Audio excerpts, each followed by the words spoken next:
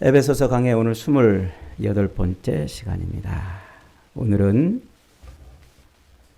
아내들이여 남편에게 복종하라 하는 제목입니다.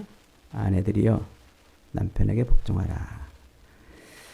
원래 오늘 제목은 복종하라, 사랑하라 이 두 가지였어요. 그래서 아내에 대한 그리고 남편에 대한 이야기를 한꺼번에 다 다루려고 그랬는데 이 원고를 준비하다 보니까 분량이 너무 많은 거예요. 도무지 한 시간에 설교하기가 어려워서 오늘 둘로 나눴습니다. 그래서 오늘은 아내 쪽을 먼저 말씀을 나누도록 하겠습니다. 지난 시간에 우리가 가정이라는 게 무엇인지 배웠죠?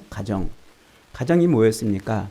하나님께서 이루실 완전한 천국, 그 천국을 이 땅에서 누리고 경험할 수 있게 한 장소라고 그랬죠. 그러면서 동시에 가정은 하나님의 성령으로 거듭난 사람이 성령으로 충만케 되는 삶을 살기 위한 훈련소로서 그리스도의 장성한 분량이 충만하기까지 자라가는 훈련소로서 바로 그 첫 관문이 가정이라 이렇게 말씀드렸어요. 그래서 가정은 인간의 그 필요에 의해서 만들어진 혹은 사회적인 어떤 합의에 의해서 만들어진 것이 아니고 하나님에 의해서 시작이 됐다 그랬어요. 하나님에 의해서. 하나님이 의도적으로 가정이라는 것을 만드신 거예요.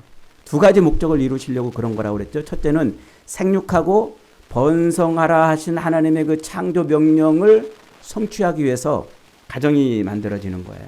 생육하고 번성하는 바로 그 장소가 가정이고 그 다음에 예수 그리스도를 통해서 완전히 성취될 하나님의 완전한 나라를 바라보게 하고 그리고 그 완전한 나라를 소망하게 하는 그런 차원에서 동시에 우리가 교회라고 그랬죠.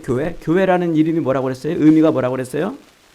에클레시아, 불러냄을 입은 사람, 즉 싸움을 위해서 전쟁을 위해서 부르심을 받은 그 사람들, 그들이 훈련하는 영적인 훈련소로서 기능을 한단 말이에요. 두 가지 목적을 이루기 위해서 하나님이 우리에게 가정을 주셨다 했습니다. 자, 오늘은 이제 좀 더 안으로 들어가서 그렇다면 그 가정을 우리가 그러면 어떻게 온전하게 세워가야 하는가? 이게 하나님 나라 모형이라고 그랬는데 그러면 하나님 나라의 모형에서의 삶은 어떻게 해야 되는가 하는 것입니다. 남편은 어떻게 하고 아내는 어떻게 하고 하는 것.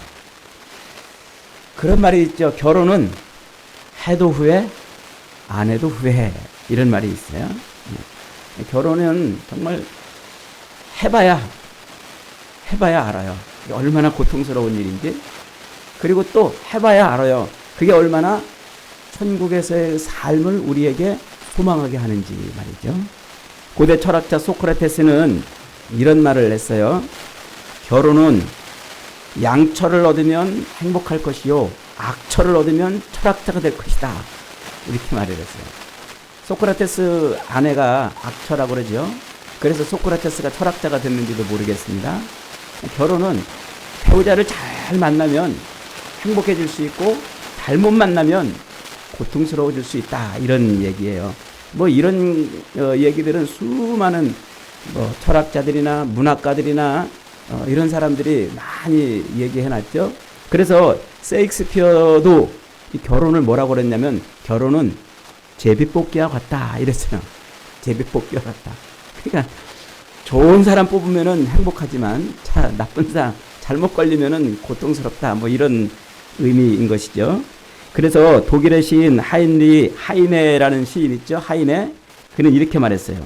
결혼은 어떤 나침판으로도 발견할 수 없는 거친 항로를 가는 바다 같은 것이다. 어떤 나침판으로도 내가 가야 될 정확한 항로를 못 찾는 아주 험하고 정말 고통스러운 그런 것이다 라는 표현이죠. 극작가 조지 버나드 쇼라는 사람은 결혼은 최대의 유혹과 최대의 기회가 결합된 것이다 이런 말을 또 남겼어요. 뭔가 좀 알듯하면서도 좀 생각하게 하는 그런 말 같죠. 벤자민 프랭클린이라는 사람은 결혼 전에는 눈을 크게 뜨고 결혼한 다음에는 눈을 반쯤 감아라. 이런 말을 남겼어요. 그러니까 선택을 잘 해야 된단 말이죠. 배우자를 잘 골라야 된단 말이죠. 그래서 러시아의 문호 톨스토이도 이런 말을 남겼어요. 행복한 결혼 생활은 상대방과 얼마나 잘 맞는가 보다 서로의 다름을 얼마나 잘 극복해 가느냐에 달려있다. 그러니까 상대방과 내가 얼마나 잘 맞느냐, 이게 결혼 생활을 좌지우지하는 것이 아니라 얼마나 서로 잘 맞춰가느냐, 이게 결혼 생활을 좌지우지한다는 것이죠.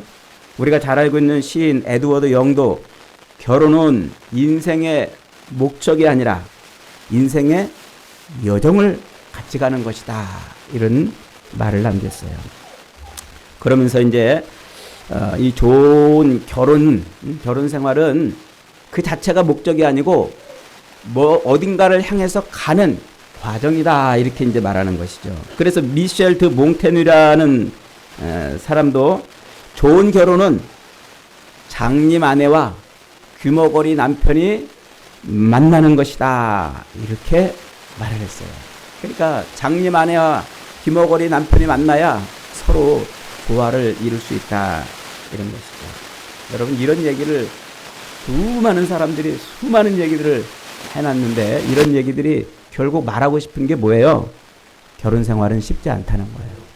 남자도 여자도 서로 맞춰서 그렇게 아름다운 가정을 이루어 간다는 것이 말처럼 쉬운 것이 아니다, 그런 거지요. 이 땅을 살고 있는 결혼을 해서 부부로 살아본 사람들은 누구나 다 결혼 생활이 어떤 것인지를 다 말할 수 있어요. 결혼에 대해서 어떻게 생각하십니까? 이렇게 물으면 다 시인이 되고 다 사상가가 되고 다 철학자가 될 수 있다는 말이죠. 그만큼 결혼 생활은 힘들고 그만큼 어렵고 또 그만큼 결혼 생활을 통해서 얻는 기쁨과 유익과 행복이 있다는 말이에요.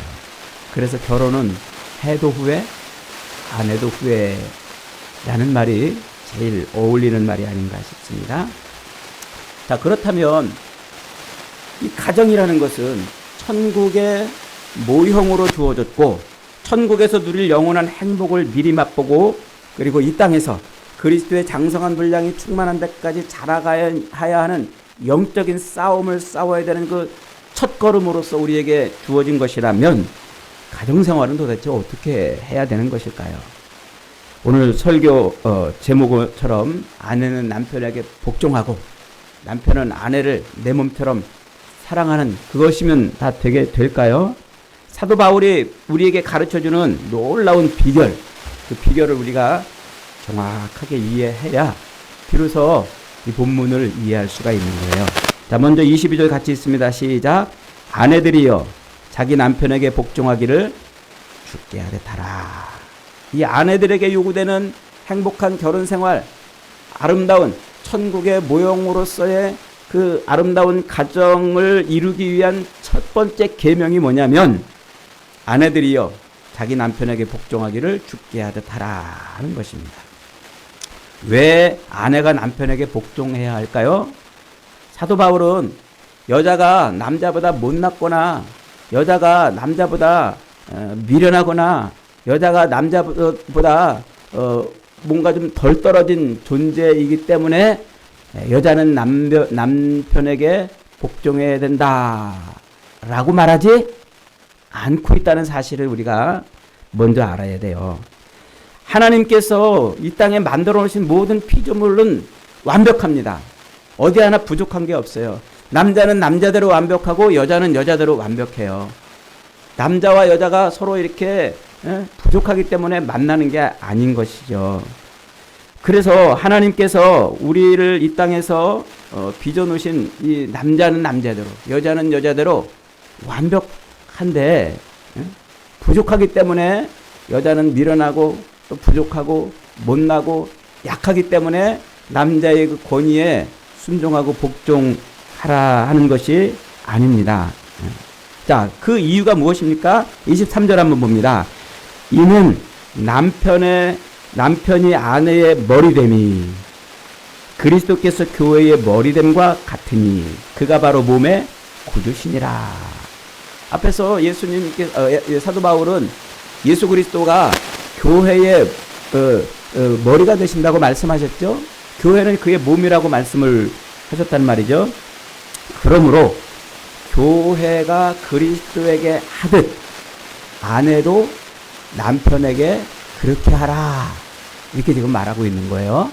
상당히 뭔가 아주 깊은 심오한 얘기를 지금 하고 있는 것입니다. 자, 그렇다면 교회가 그리스도에게 하듯 아내가 남편에게 복종하라 라고 말할 때 그 복종이라는 말이 도대체 뭐냐는 거죠. 복종. 노예처럼 혹은 종처럼 살라는 말일까요? 성경을 그리스 로마의 철학적 관점으로 그 그리스 로마의 사상과 문학과 철학의 관점으로 성경을 이해한 사람들을 이 본문을 늘 어떻게 해석하냐면 남편이 아내를 장악하고 또 억압하고 마치 큰 힘으로 남편을 누르면서 여자는 남편에게 이렇게 순종하고 복종하는 삶을 살아야 된다라고 이렇게 해석을 해요. 그게 그렇게 해석하는 이유가 뭐예요? 그리스 로마 철학의 관점으로 성경 이 본문을 보기 때문에 그래요. 성경이 말하려고 하는 진의는 놓쳐버리고 우리가 살고 있는 우리의 관점으로 성경을 그렇게 해석하기 때문에 이걸 뭐라고 그래요? 인본주의적 해석이라 그런다고 그랬죠. 그래서 당시에 그리스 로마 시대에는요, 이 여자들을 어떻게 이해했냐면 여자들은 침실의 노예다 그랬어요. 그리고 또 여자들을 뭐라고 또 불렀냐면 그 가정에서 가정을 위해서 헌신하고 뼈 빠지게 일해야 되는 종이다 이렇게 여겼단 말이에요.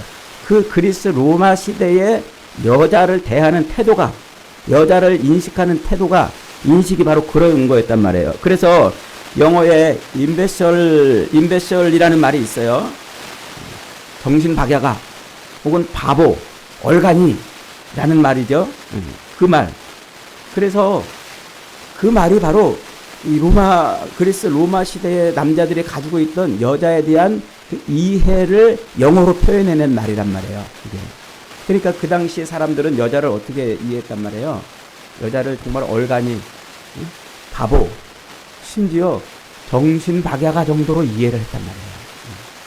참 여자들, 요즘에 태어난 여자들 진짜 감사하고 감사해야 돼요. 그 시대는 진짜 여자를 여자 취급 안 했다니까요.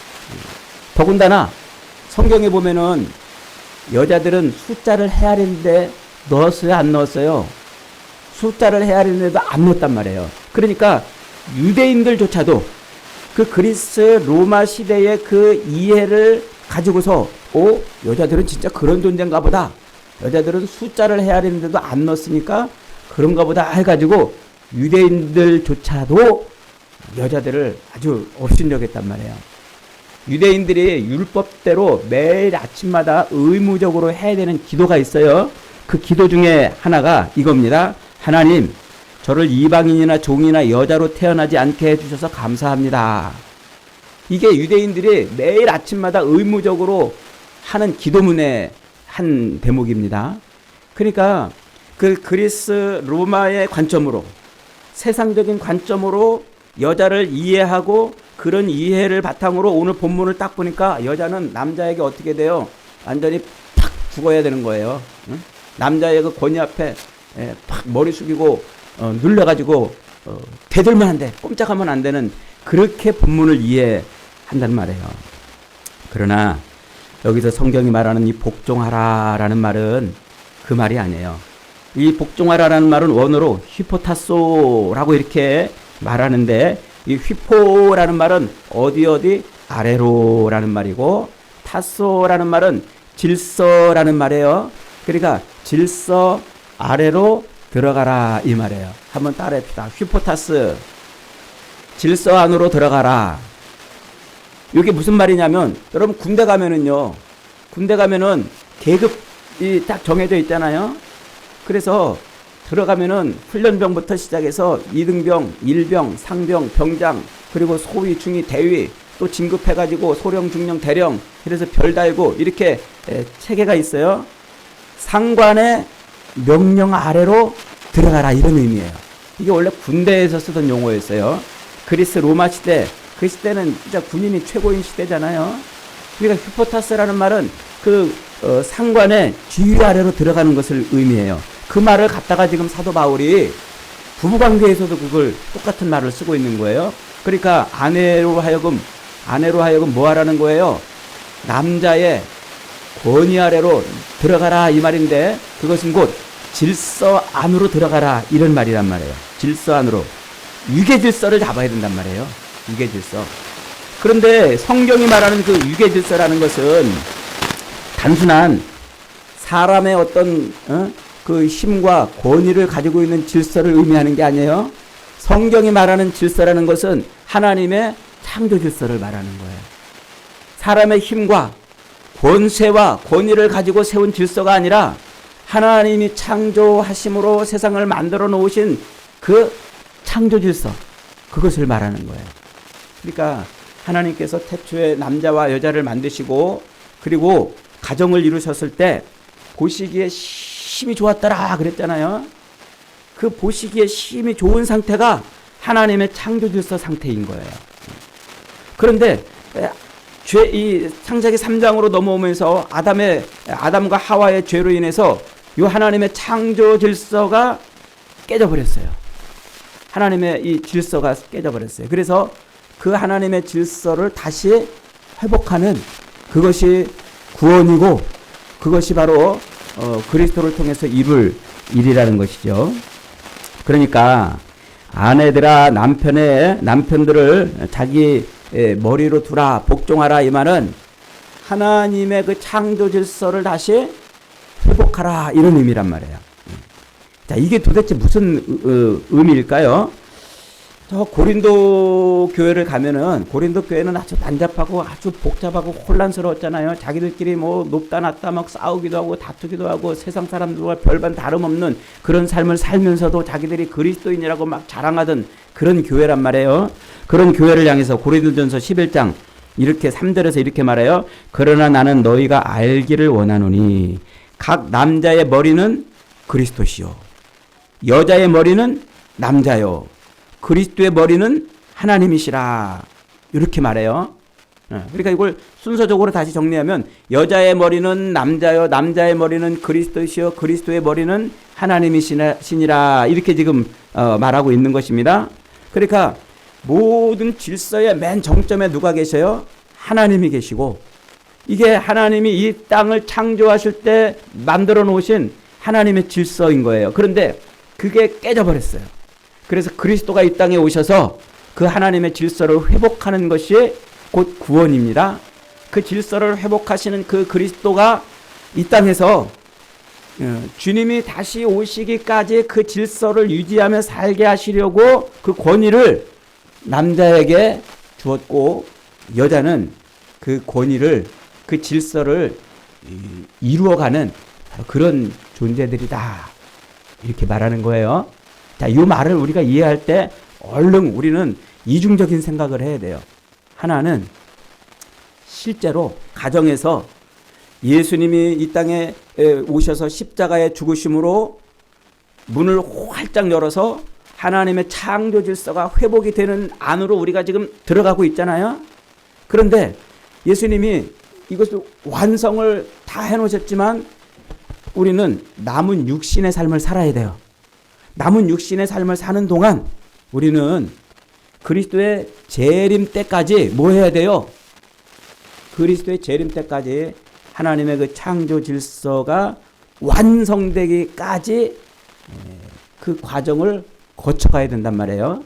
그런 측면에서 그리스도께서는 이미 승천하시고 재림하기까지 이 땅에서 육신의 삶을 살고 있는 우리에게 그리스도의 그리스도를 통한 창조 질서를 맛보게 하기 위해서 남자에게 여자의 머리가 되게 하셨다는 사실이에요. 동시에 여자가 누구라고 그랬어요? 여자는 교회란 말이에요. 남자는 누구라고 그래요? 그리스도란 말이에요. 그래서 이 관계를 놓치면 안 돼요. 성경이 계속 지금 말하고 싶은 게 이거예요.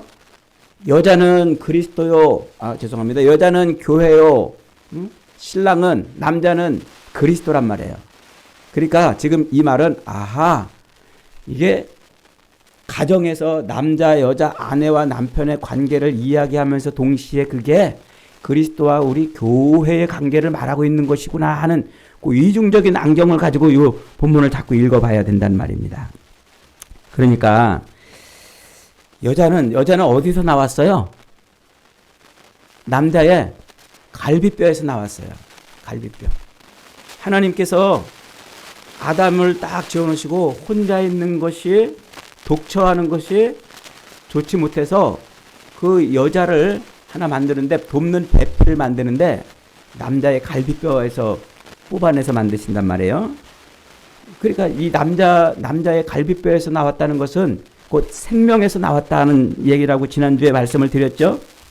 그런데 여자가 하나님의 창조 질서를 깨트려요.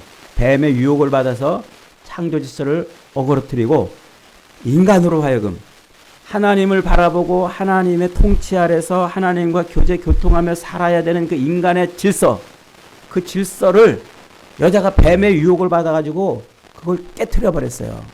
그리고 남자에게도 과실의 열매를 줘서 먹게 함으로써 남자도 역시 그 하나님의 질서가 깨지는 상태로 들어가게 만들어 버렸단 말이에요. 여자가 뭐 했다는 얘기예요? 하나님의 통치 아래서 자기 인생의 주권을 하나님께 드리고 살아야 되는데 자기 마음대로 사는 거예요. 자기 하고 싶은 대로.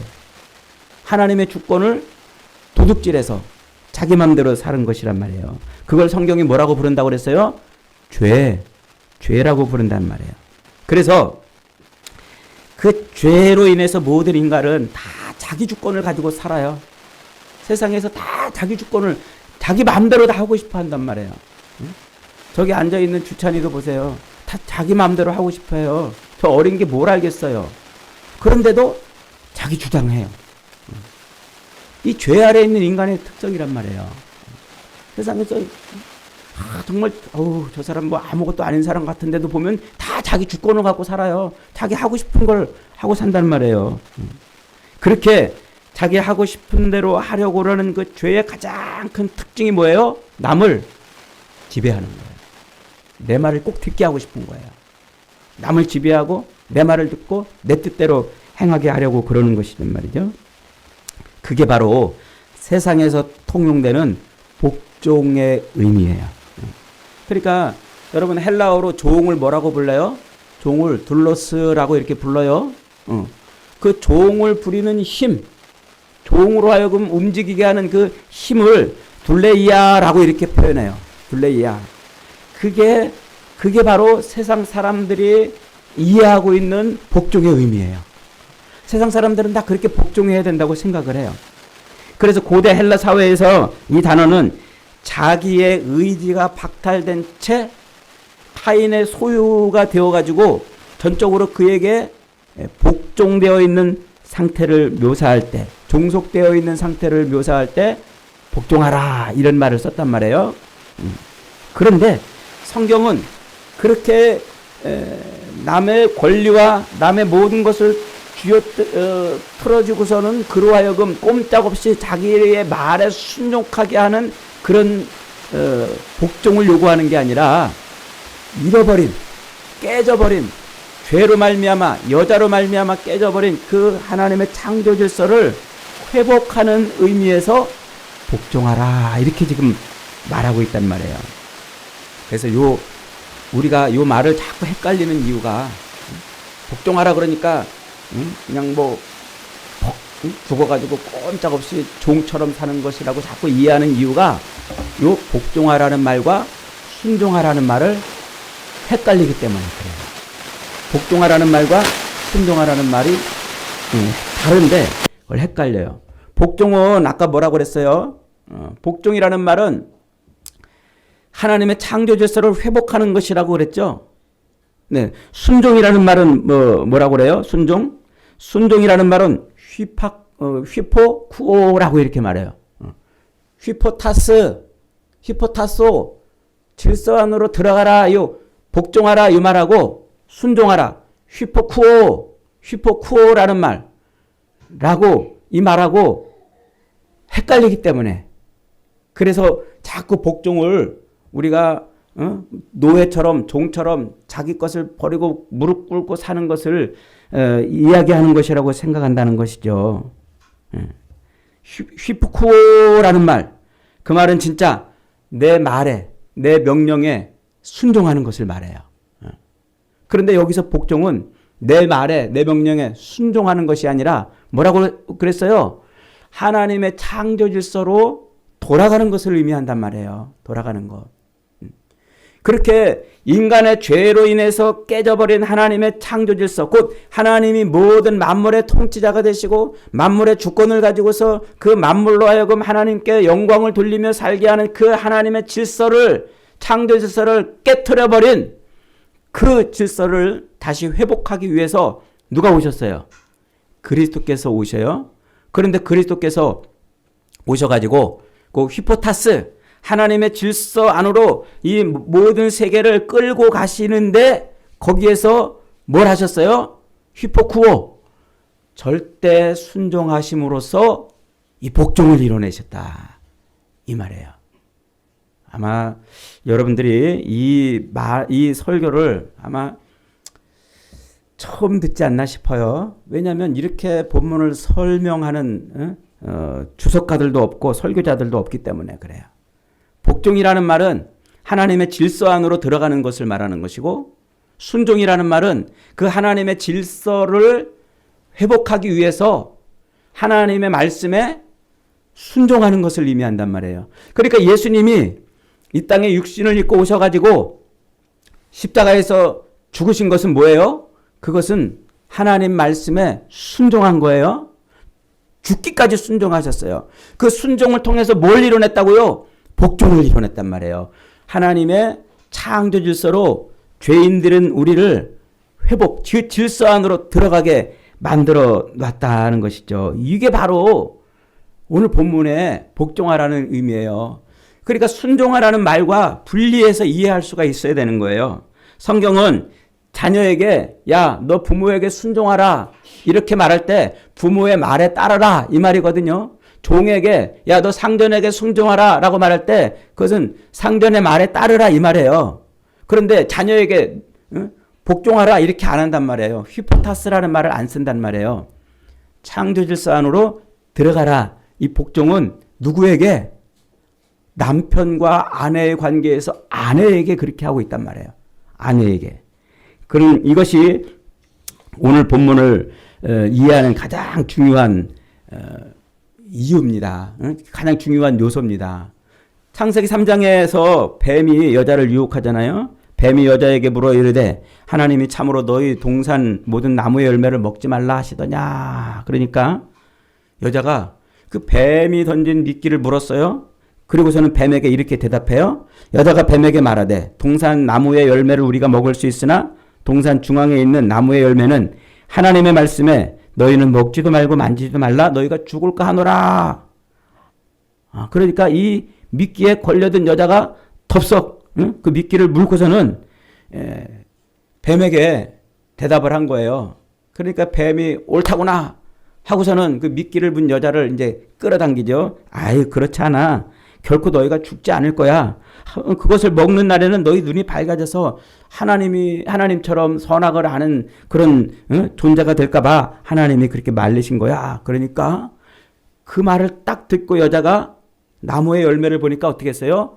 보암직하고 먹음직하고 지혜롭게 할 만큼 탐스럽게 되었다 그랬잖아요.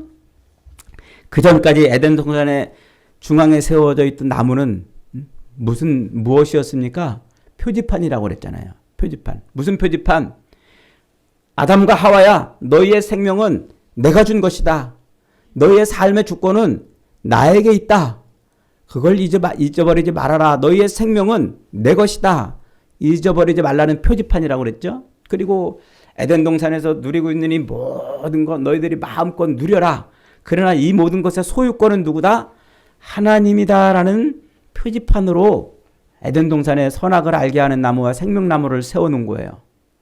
그런데 그 표지판을 딱 보고도 그것을 어겨버림으로 말미암아 하나님의 이 창조 질서가 무너져 버린 거예요.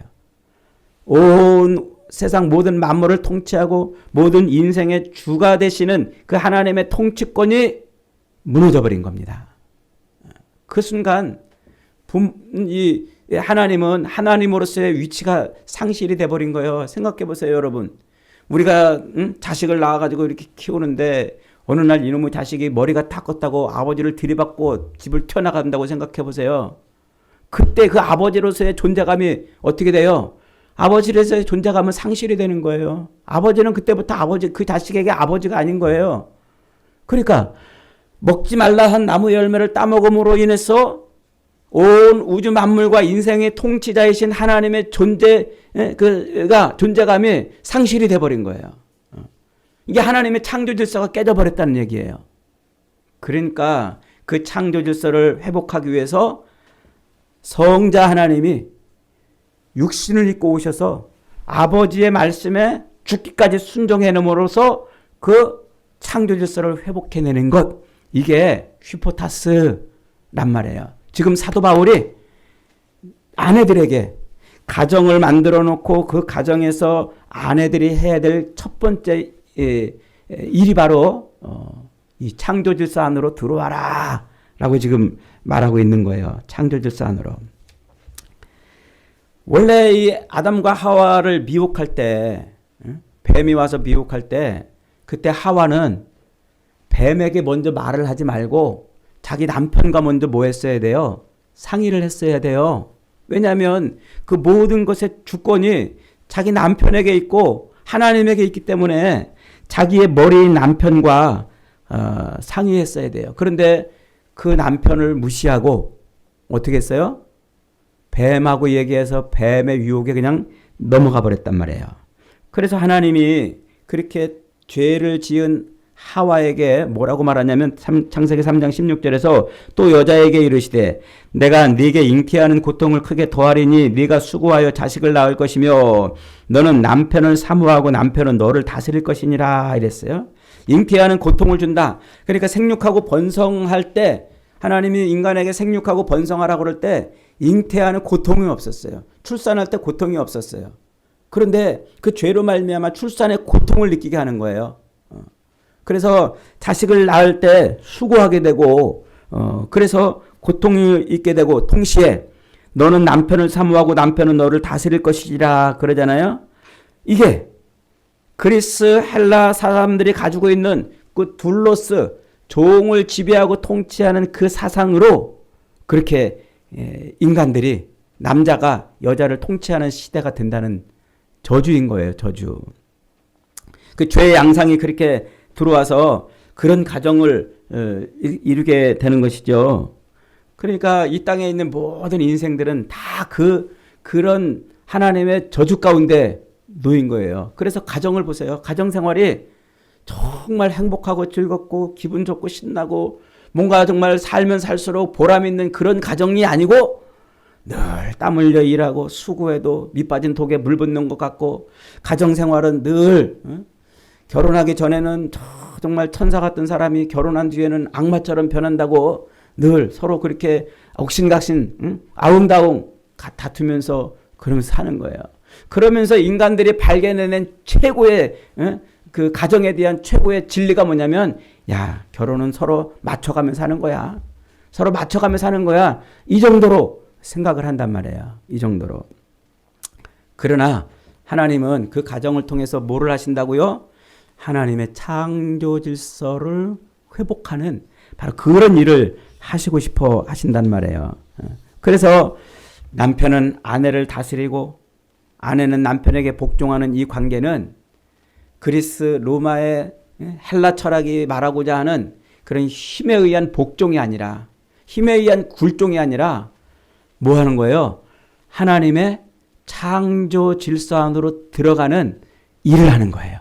이게 가정의 핵심이에요. 그래서 온 가정은 결혼을 해서 뭐 하는 거예요? 남자 여자가 만나서 결혼을 해서 하나님의 창조 질서 안으로 들어가는 일을 하는 거예요. 이게 남자로서의 역할이고 여자로서의 역할이에요. 그래서 우리가 이제 다음 시간에는 남자가 무슨 일을 해야 되는지를 배우겠습니다만 오늘 여자에게 먼저 말씀하고 있는 게 뭡니까? 여자는 남자의 돕는 배필인 거예요. 타락해서 세상에 하나님을 거역하고 자기가 인생의 주인이 돼서 자기 마음대로 자기 뜻대로 자기 주권대로 그렇게 살아가려고 하는 그 남자, 그 남자로 하여금 어디로 들어가게? 하나님의 구원에 들어가게 하는 그 일을 하게 하는 게 여자의 역할이라 하는 것이죠. 이게 바로 창조 질서를 이루는 바로 하나님의 구원을 말하는 사도 바울의 이야기인 거예요. 여러분, 그래서 우리 성도들은 구원을 받은 사람들이잖아요. 죄에서 건져냄을 입었잖아요. 자기 욕망과 자기 힘과 권세와 권력을 가지고 자기 욕망을 이루려고 몸부림치며 저것을 죽여야 내가 사는 정글 같은 세상에서 그렇게 자기를 드러내려고 사려고 하는 그 죄.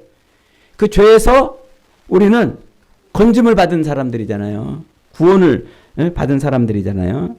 그래서 이제 그 구원을 통해서 영원한 천국을 완성된 하나님의 나라를 들어가는 삶을 시작한 존재들이란 말이에요.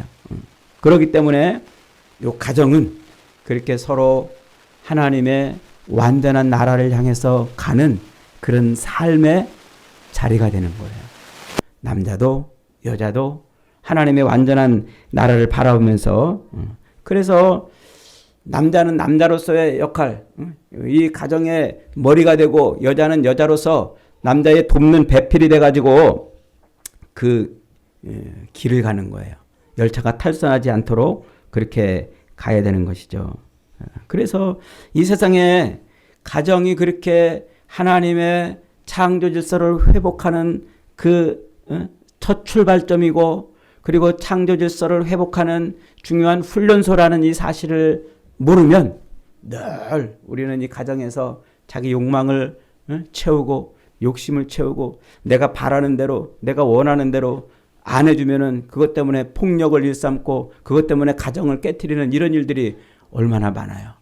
오늘날 몇 년 전에 통계로요. 세 쌍이 결혼하면은 몇 년 안에 30%가 한 쌍이 이혼한다고 그랬는데 제가 통계를 잊어버렸어요. 요즘에 절반이에요. 결혼해가지고 조금 지나면 절반 이상이 다 이혼한대요. 왜 그래요? 안 맞으니까 그런 거예요. 안 맞으니까. 서로 맞춰서 살려고 그러는데 어른들은 삶에 오랫동안 살아보니까 이제 결혼이라는 것은 부부가 서로 다른데 다른 사람끼리 만나서 서로 맞춰가면서 사는 것이다. 이런 지혜를 갖고 맞춰서 갖고 사는데 요즘 사람들은 요즘 젊은이들이 그래요. 그 맞춰서 사라집니까? 안 사라집니다. 그러니까 너 아니면 사람이 없냐? 이러면서 가정을 해체시켜 버리는 거예요. 그런 가정의 해체를 오늘날 뭐가 더 부추겨요? 사회의 모든 이념과 사상과 문화가 가정의 해체를 더 부추긴단 말이에요. 이게 악한 사탄의 역할인 거예요. 그래서 이 땅에서 하나님의 영원한 그 나라, 완성된 하나님의 나라를 향해서 가는 그 첫 계단인 첫 출발점을 망가뜨리고 무너뜨림으로써 하나님의 구원을 이루지 못하게 만드는 것이죠. 여러분, 그래서 오늘 사도 바울이 뭐라고 말해요? 아내는 남편에게 복종하라. 또 남편은 아내를 사랑하라. 그러면서 31절에서 이렇게 말해요. 31절 같이 있습니다. 시작. 이러므로 사람이 부모를 떠나 그 아내와 합하여 그 둘이 한 육체가 될지니 이 비밀이 크도다. 내가 그리스도와 교회에 대해서 지금 말하는 것이다. 라는 겁니다. 그리고 하나님이 가정을 만드신 목적은 이 땅에서 지지고 볶고 천년만년 행복하게 살으라고 주신 게 아니란 말이에요. 이 가정을 통해서 뭘?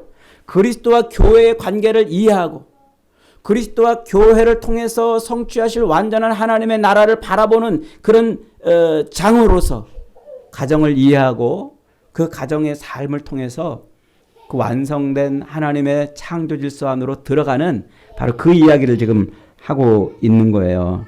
결혼이 그런 거란 말이에요. 천국의 왕이신 그리스도와 그분의 신부이자 그분의 백성인 교회를 모형하고 있는 바로 그 가정, 그것이 바로 가정이고 교회 결혼이라는 말이에요. 이걸 모르니까, 이 가정의 목적을 모르니까, 가정 그러면 이 땅에서 그저 남자 여자 만나가지고 서로 맞춰가면서 뭐 행복하게 사는 것으로만 끝낸단 말이죠. 근데 그게 죄 때문에 안 돼요. 죄 때문에 서로 그렇게 맞춰가지고 살 수가 없어요. 어거지로 사는 거예요. 어거지로. 죽지 못해서, 이혼하지 못해서 사는 거예요. 대부분 이혼하지 못해서. 재밌는 통계도 있어요. 요즘에 황혼 이혼도 많이 늘어난다고 그러잖아요. 왜 그래요? 황혼 이혼이 많이 늘어나는 이유는 여러 가지 뭐 이유들이 있겠습니다만은, 어쩔 수 없이 죽지 못해 살았던 삶이 이제는 안 그래도 내가 이제 살 수 있다는 길이 이제 열린 거예요. 연금 제도도 잘 돼 있죠. 보험도 이제 잘 돼 있죠. 이제 막 조금만 어디 나가서 일해도 이제 막 일거리가 있어서 생활이 괜찮으니까 이제 남편한테 막 속박되고 진 눌려 있던 사람들이 이제 남편을 떠나도 살 수 있으니까 그렇게 사는 거란 말이에요. 그러니까 이게 얼마나 기가 막힌 것입니까? 그래서 이 가정의 근본 이유를, 제도와 목적을 잃어버리면 이 땅은 점점점 욕망과 욕심을 채우기 위해 몸부림치다가 안 채워지면 폭력이 난무하는 그런 사회가 될 수밖에 없는 거예요. 성경은 그래서 여기저기에서 사도 바울은 곳곳에서 가정의 소중함을 우리에게 깨워주고 가르쳐주고 있는 것이죠. 여러분, 아내가 왜 남편에게 복종해야 됩니까? 하나님의 창조 질서를 이루기 위해서. 아내의 역할이 뭡니까? 남편의 돕는 배필이 되어서 하나님의 나라를 성취하는 중요한 일을 하기 때문에 그래요. 그러니까 아내가 하는 역할은 결코 그저 그냥 남편의 말에 굴종하고 순종하고 꼼짝없이 남편의 힘에 붙들려서 꼼짝없이 그렇게 사는 것이 아니란 말이에요.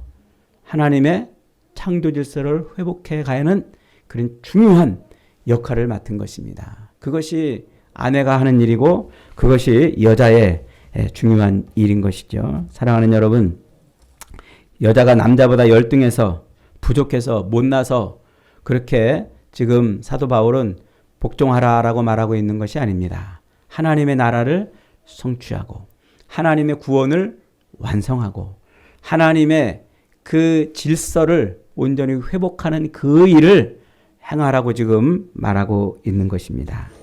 오늘도 저와 여러분이 이 땅을 사는 동안 우리의 모든 관심은 하나님 나라를 회복해 가는 데 있어야 돼요. 하나님 나라를 온전히 성취하는 데 있어야 돼요. 그래서 내가 살든지 죽든지 내 몸에서 그리스도가 존귀되게 하려 한다는 이 말이 곧 나의 모든 것이 다 하나님 나라를 향한 삶이 되어야 한다는 것이에요. 그것이 뭘 이루는 것이라고 그랬어요? 성령 충만한 삶이라. 성령 충만한 삶을 이루는 것이다 그랬어요. 성령 충만이 뭐라고 그랬어요? 성령 충만이 하나님으로 꽉 찬 거라고 그랬잖아요. 앉으나 서나 일어서나 누우나 하나님 생각만 하는 거예요. 하나님 나라를 바라보는 것입니다. 사랑하는 여러분, 오늘도 우리가 이 땅을 사는 동안 우리가 어떤 위치에 어떤 상황에 있든지 하나님 나라를 바라보는 삶이 되고, 기왕에 가정을 꾸렸다면 여자는 남편에게 순종함으로 하나님의 질서와 창조 질서와 하나님 나라를 회복하는 그런 일에 크게 쓰임받기를 주님의 이름으로 축복합니다. 아멘.